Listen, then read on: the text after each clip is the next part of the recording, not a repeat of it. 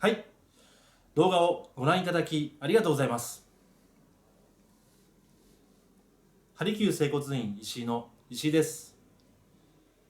本日は腰痛についてお話ししたいと思います。皆さん、日本の、国内で腰痛の方は、どのぐらいいると思いますか？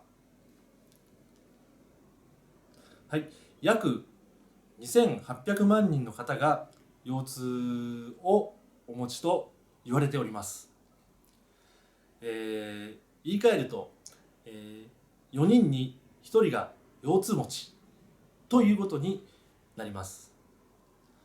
また、国民の生活調査の中で症状の訴えというものがありまして、その中で男性は1位、女性は2位の腰痛の訴えとなっております。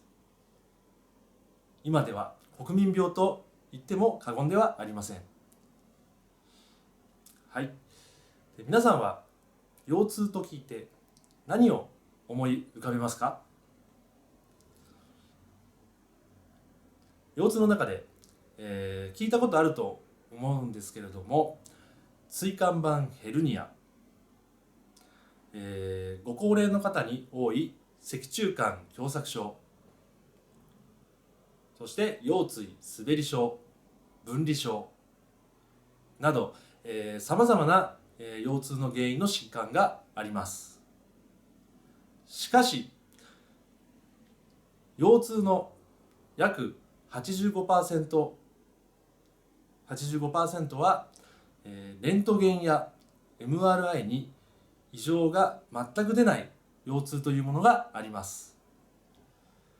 でその原因不明の腰痛にはどういったものがあるのでしょうか？それは次回お話しさせていただきます。